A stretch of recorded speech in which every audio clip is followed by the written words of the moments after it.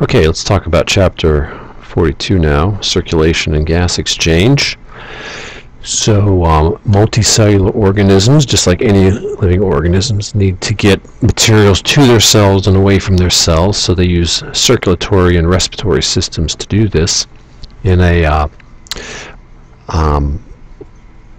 jellyfish, for example, they have a relatively simple system. They're cnidarians, these radially symmetrical animals. They have a single opening, which is their mouth, where material comes in and also where waste goes out. It's also where they draw water into this water vascular system that they essentially extract what they need out of that water, the food they need, the oxygen they need, dump CO2 into that wastewater that then comes out of the mouth. So they don't really have separate circulatory and respiratory systems. They just have one water vascular system that they use to move things around.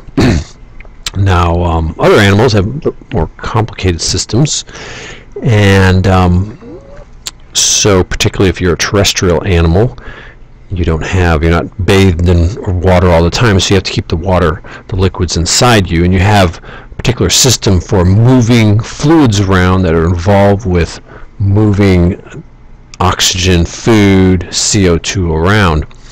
And so you have a heart at the center of this system, this organ whose job is to pump this liquid around. The grasshopper here, you can see, has what we call an open circulatory system. That is, they do have a heart and some vessels, but what happens is that hemolymph, the equivalent of their blood, is pumped and just kind of diffuses throughout the body and takes nutrients to the cells and picks up waste.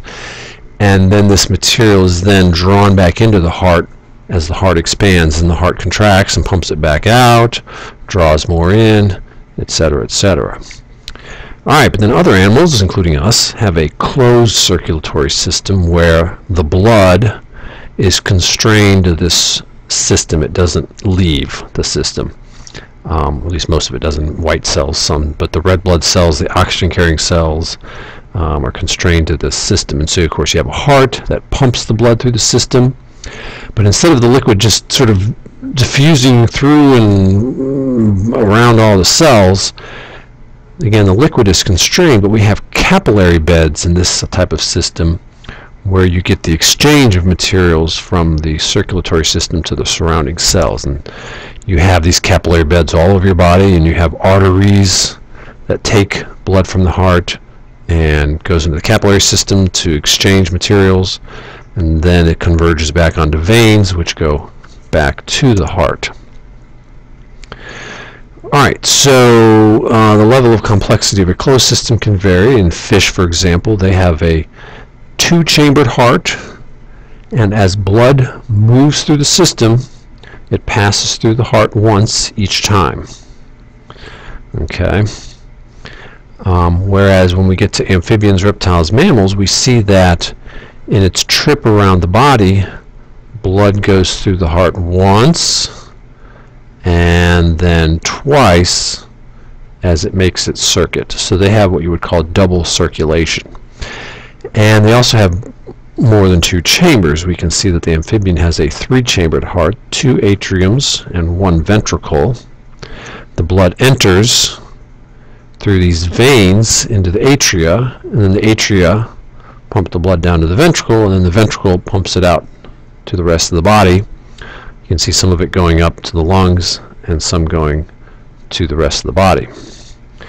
Now notice in the reptiles and the mammals, we start to get division into right and left ventricles. We start to have this muscular wall, or what's called the septum, between them. Notice in the reptile it covers most of it, but at the end it's sort of open, whereas in the mammal and bird heart there's a complete division between the right and left sides of the heart. There's no intermixing of them. Again, double circulation. But in these two, again, there's going to be a little bit of mixing of the low oxygen and the oxygen-rich blood, whereas in the mammal and bird, again, there's a complete separation of these two. So perhaps a bit more efficient here, where there's going to be no mixing at all of these two circuits. Notice that the circulation that goes to and from the lungs is what we call pulmonary circuit, or pulmonary circulation. And what goes to the rest of the body is known as the systemic circuit or systemic circulation. Okay, so here's kind of the pathway we have in your typical mammalian heart. So if we start over here, and we're sort of looking at someone, and so this to us is the left, but this is their right side, so this would be their right ventricle. From the right ventricle, the blood goes up through the pulmonary arteries to the right and left lung for pulmonary circulation, into those capillary beds to get oxygen, give up CO2, converging back into the pulmonary veins that feed into the what is their left atrium, then down to the left ventricle, then out the aorta, this large artery leaving the heart, branching off up to the upper end of the body and the lower end, all those capillary beds, and then converging on what we call the vena cava. There's the posterior or inferior vena cava, and then there's the anterior or superior vena cava, the one coming from the head end and the one coming from the lower end. They converge into the right atrium and then back to the right ventricle, etc.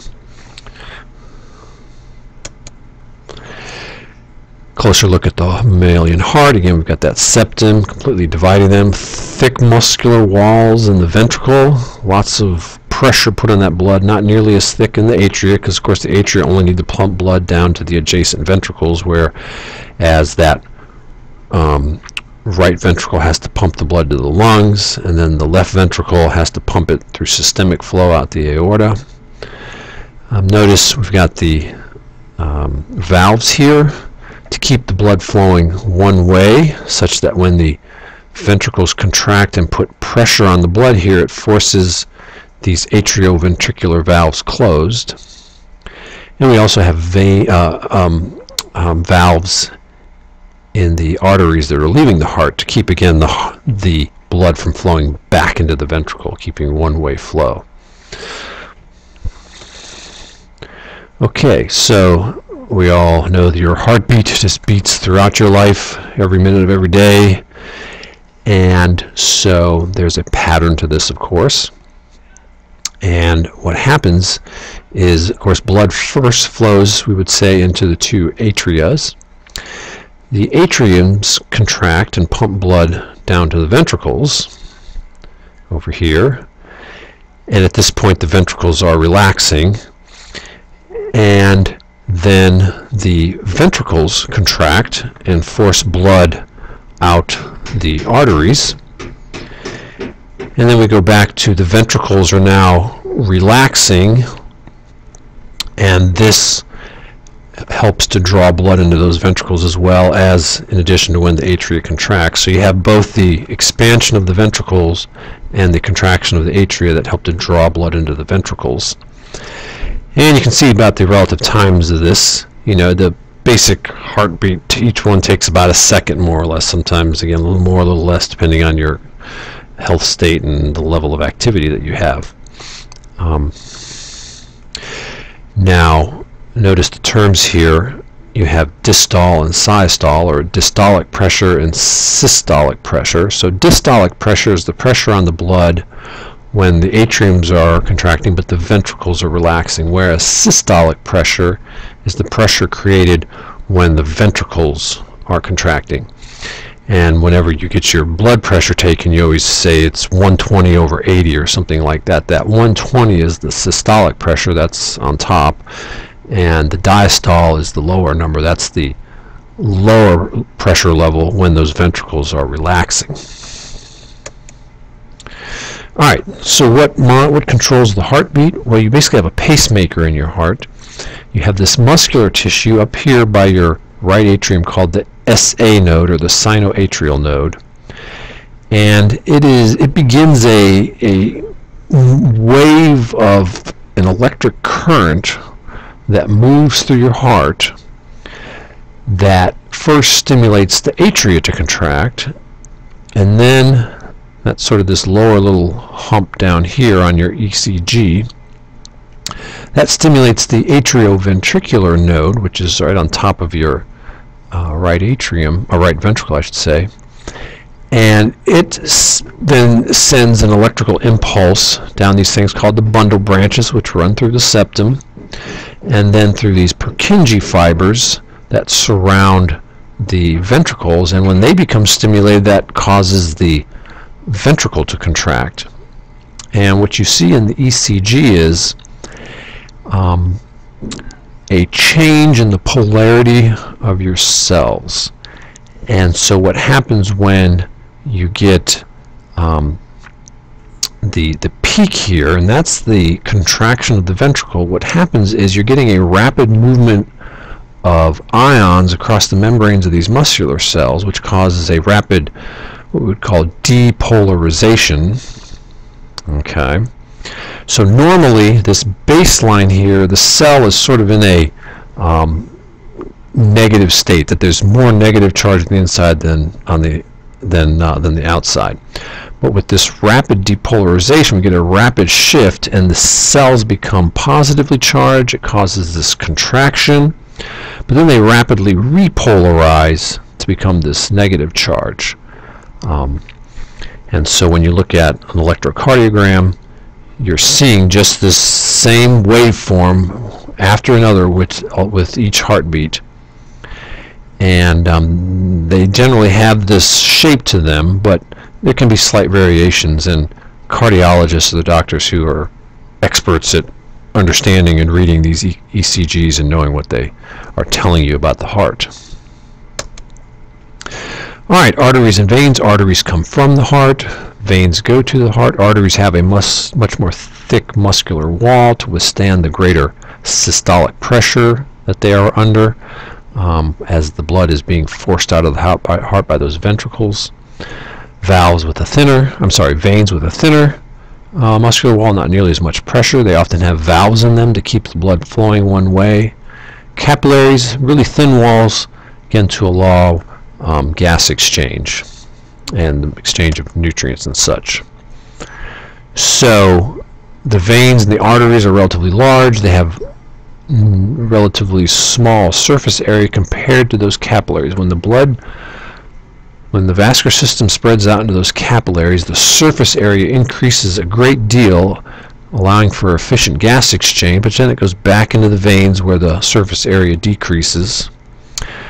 The velocity of the blood is moving quite rapidly through on the arterial side. It slows down as it gets into those capillary beds, and then speeds up a bit more when it is funneled back into the vein. And the pressure is quite a bit different. You can see on the arterial side there's this up and down pressure, the systolic pressure, the peak, the diastolic pressure, the trough here. It just goes up and down, and that pressure decreases a great deal in the capillaries and never recovers. There's also low pressure in the vein. Again, why the arteries have to have relatively thick walls and why the veins do not. This systolic and diastolic pressure is what you're feeling when you get your pulse. That is, when you feel that bulge in that artery on your wrist, it's that peak in the systolic pressure that's causing that artery to literally expand a bit, and that's what you're feeling, is the expansion of that artery. And so basically every time that ventricle contracts, you're feeling that, and so that's getting essentially at your heart rate.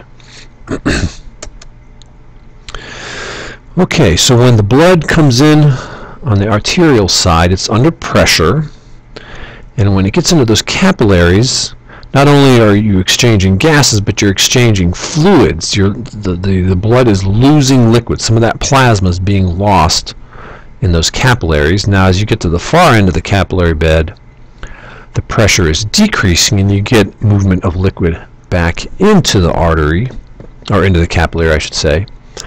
But there is a net loss of liquid from the blood as it flows through the capillary beds. So there's less liquid on the vein side. And we'll see when we talk about the lymphatic system how that gets back in there.